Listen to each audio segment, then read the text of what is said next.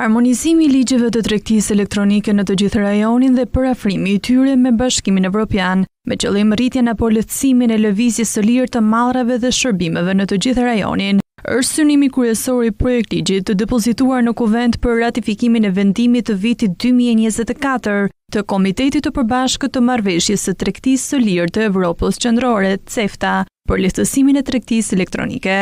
Ky projektligj synon ndër të tjera arritjen e mbrojtjes së konsumatorit nga abuzimet që mund të ndodhin prej bizneseve që shesin produkte online. Në rast mosmarrëveshje midis një biznesi që shet dhe qytetarit që merr shërbimin apo produktin, ata do të kenë mbështetje legjislative dhe mosmarrëveshja mund të zgjidhet në mënyra jashtëgjyqësore.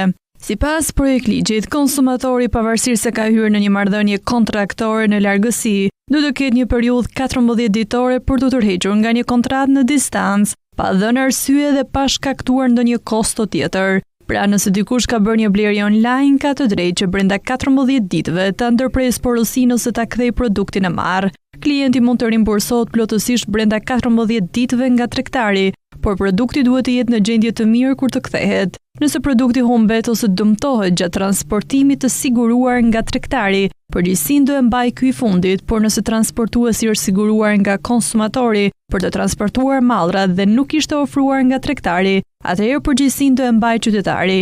Biznesi duhet të dorëzojë mallrat duke transferuar zotërimin fizik ose kontrollin e mallrave te konsumatori pa vonesa, brenda 30 ditëve nga kryerja e porosisë, me përjashtim të rasteve ku palët kanë rënë dakord për një afat tjetër. Nëse malli nuk dorëzohet brenda kësaj periudhe, nëse lejojnë rrethanat, mund të shtyhet dorëzimi me një periudhë shtesë. Nëse përsëri malli nuk dorëzohet, konsumatori ka të drejtë të anulojë porosinë dhe tregtari kompenson atij shumën e paguar.